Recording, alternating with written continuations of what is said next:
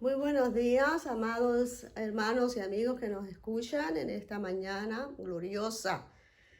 Yo siempre, cuando estamos en la iglesia, empiezo diciendo que el mejor día de la semana para mí es el domingo, porque es el día en que nos reunimos para adorar al Señor, ¿verdad? En familia.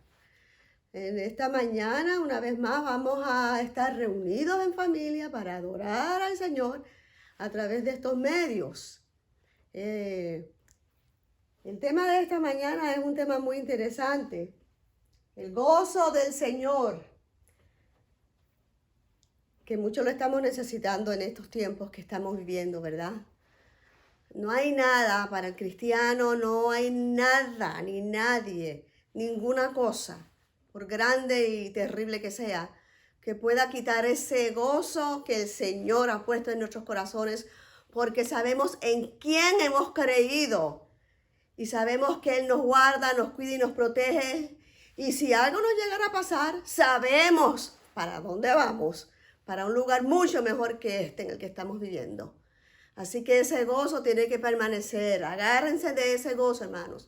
Vamos a estar leyendo en el libro de Nehemías la palabra del Señor. Nehemías capítulo 8, versículo 10. Luego Nehemías añadió, ya pueden irse, coman bien, tomen bebidas dulces y compartan su comida con quienes no tengan nada, porque este día ha sido consagrado a nuestro Señor. No estén tristes, pues el gozo del Señor es nuestra fortaleza. Aleluya. El gozo del Señor, no importa las circunstancias, siempre será nuestra fortaleza. Vamos a orar. Padre Celestial, Señor, venimos delante de tu presencia, dándote gracias por un día más de vida. Gracias por el gozo que tú has puesto en nuestros corazones, Señor, porque ese gozo del Espíritu es el que nos fortalece en medio de toda circunstancia adversa. Padre Celestial, yo te pido que tú seas bendiciendo a todas las personas que estén escuchando este culto virtual y que tú abras los oídos espirituales, Señor, para que podamos entender lo que tú nos vas a hablar en esta mañana. Bendice al pastor Alejandro y úsalo para la gloria y la honra de tu nombre. Amén.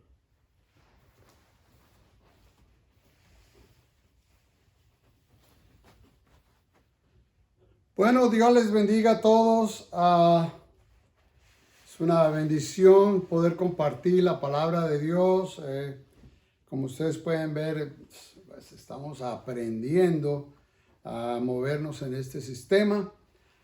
Es interesante, tengo un amigo mío que me dijo, oye, desde que estoy haciendo estos cultos, he visto que hay 600 views, o sea que hay 600 personas que lo han visto a él. Y yo le contesté, bueno, yo tengo menos 600 que me están viendo a mí, ¿verdad?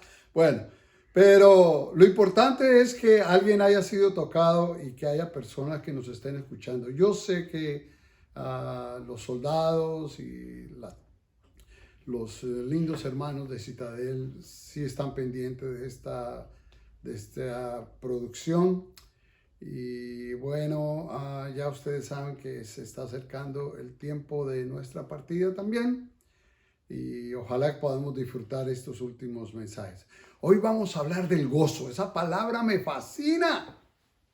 Es una palabra de los cristianos. Es una palabra de los que creemos en la cruz. Porque el gozo, dice Nehemías, el gozo del Señor es nuestra fortaleza. Y aquí está la palabra, mire, la palabra en el griego es la palabra jara. Y ocurre como 74 veces en el Nuevo Testamento está la palabra jara. 74 veces. O sea que una palabra que aparece muy frecuentemente en el Nuevo Testamento. Y hoy vamos a tocar un par de versículos. De gozo podemos hablar semanas. Pero vamos a hablar de algunos versículos donde se menciona esta palabra de una forma muy interesante. Por ejemplo, dice, el reino de Dios no es cuestión de comida ni bebida, sino de justicia, paz y gozo en el Espíritu Santo. Esto se encuentra en Romanos 14, 17. Esta pandemia va a crear consecuencias económicas difíciles. Hay líneas. El jueves pasado estuvimos repartiendo comida en el Salvation Army, ahí en Citadel, y la línea cada vez es más grande, porque la gente se le está acabando sus recursos económicos y la gente está con hambre.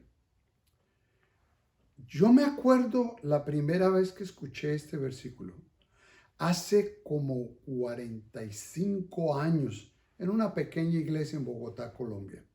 Si hay alguien de Colombia que me está oyendo, sabe de qué iglesia me refiero. Era la iglesia de la calle 68. Y me acuerdo que en esos días la iglesia y los hermanos éramos pobres, era gente con muchas necesidades. Y me acuerdo que había una tradición que todo el mundo tenía que ponerse de pie y decir un versículo de la Escritura. Yo trataba de buscar los más chiquitos, los más corticos. Jesús lloró. Versículos que no fueran muy largos. Pero me acuerdo mucho una persona que se puso de pie.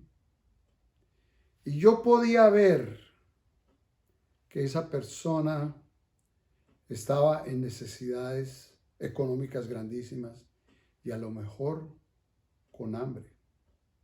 Así que este versículo tuvo una realidad extraordinaria, porque se puso de pie y dijo, el reino de Dios no es cuestión de comida ni bebida.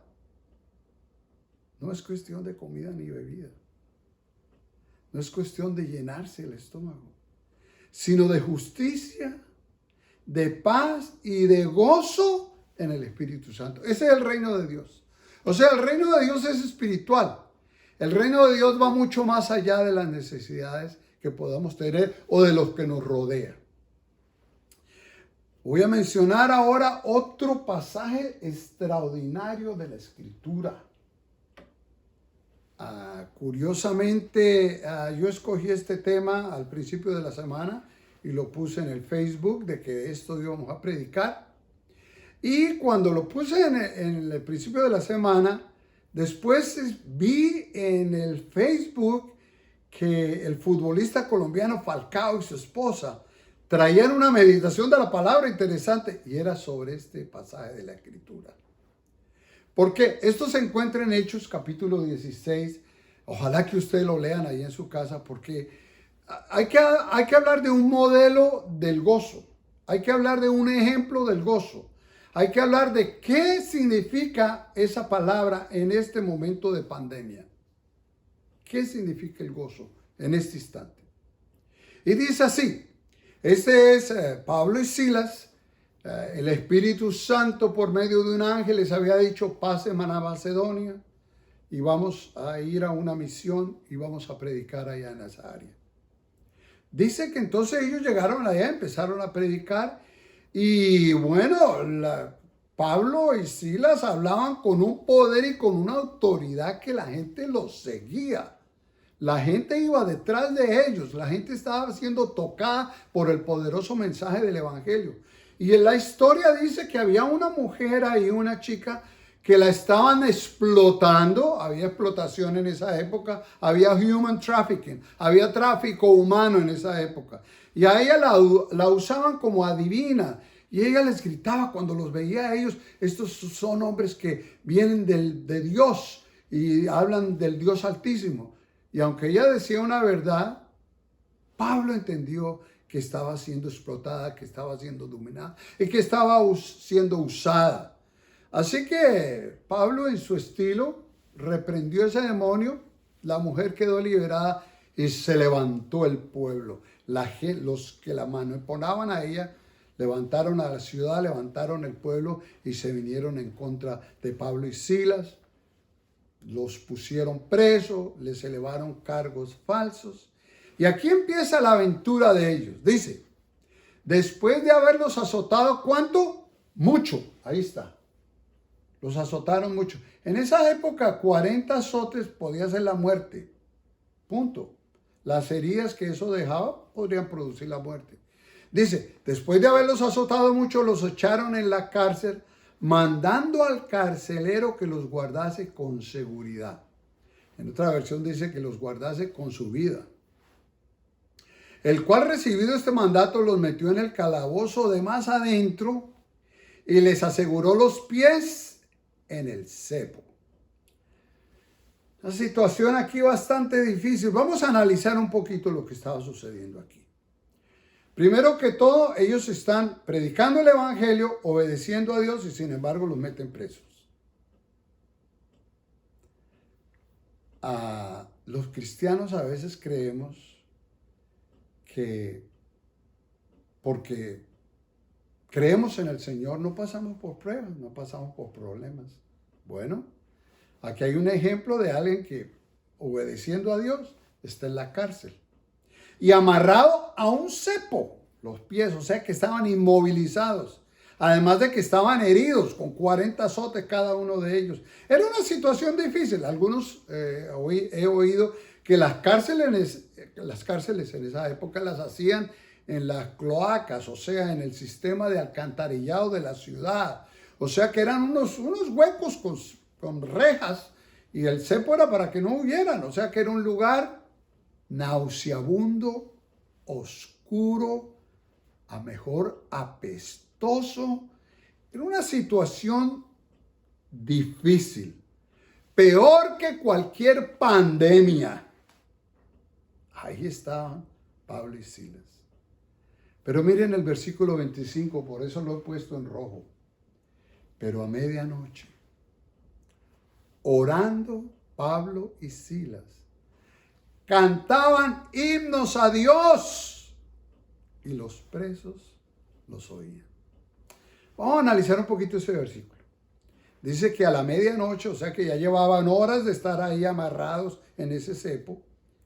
Y sin embargo dice que estaban orando y cantaban himnos a Dios. Nadie puede cantar a Dios a no ser que la presencia de Dios en esa circunstancia esté sobre ellos. Ese es el gozo del Espíritu Santo.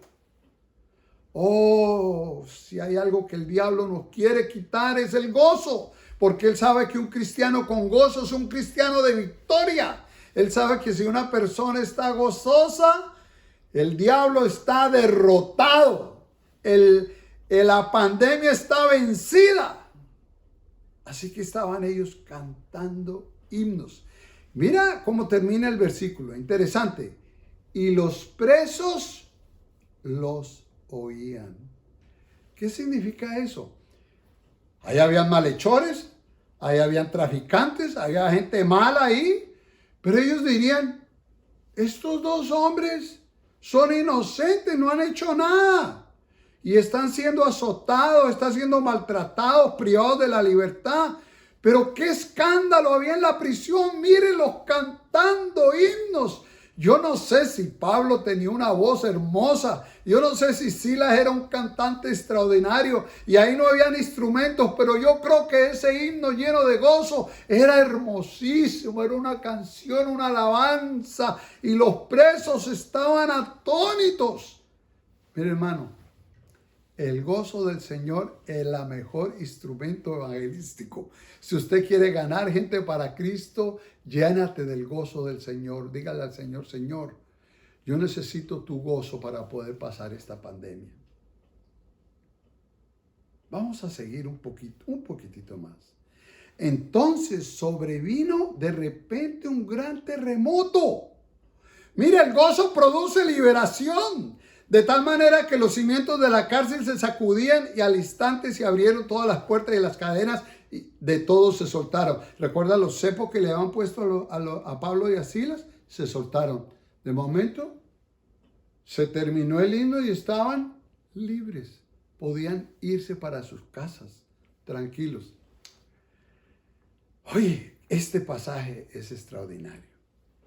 Ese es el gozo. Esta es la perfecta interpretación de lo que es el gozo. Ahora, vamos a terminar con este pensamiento. Escuchen bien. El gozo nunca puede ser egoísta. No consiste en hacernos felices a nosotros mismos. Consiste en hacer a otros felices. El gozo del cristiano no es individualista, es interdependiente. El gozo lo experimentamos solamente cuando traemos gozo a otros, aunque traiga limitaciones personales. ¿Escucharon bien? Si usted bendice a otro y trae a gozo a otra persona, esa es la esencia del gozo. Tomen este mensaje para sus vidas. En este momento hay que decirle al Señor, hay que pedirle al Espíritu Santo que nos dé el gozo. Porque el gozo, aunque estemos en la prisión, aunque estemos en la cárcel, aunque estemos en la mitad de esta pandemia, que vemos por la noche las noticias y nos ponemos tan nerviosos, es el momento de inclinarnos, de ir al Señor y decirle, Señor, necesito no felicidad, no alegría, necesito el gozo. Porque hay mucha gente que está usando otras cosas para producir felicidad, que están tratando de escaparse de esta pandemia haciendo lo que no tienen que hacer. Yo les invito a que el gozo del Señor sea su fortaleza. El gozo viene de adentro, no importa la circunstancia. Es una alegría especial de la comunión con el Señor. Bueno, vamos a terminar de una forma que a veces lo hacemos allá en Citadel, con un precioso himno. Vamos a ver si nos sale, porque estamos aprendiendo esta tecnología, que se llama I Go in the Strength of the Lord.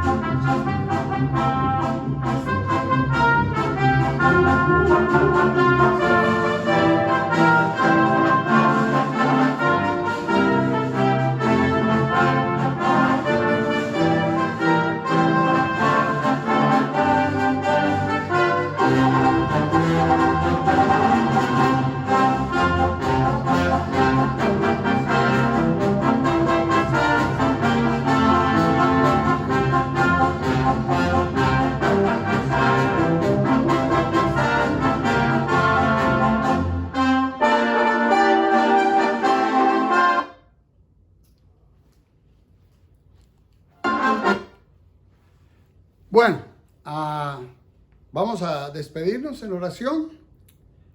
Disculpen los errores. Estamos, un día de esto vamos a dominar este sistema.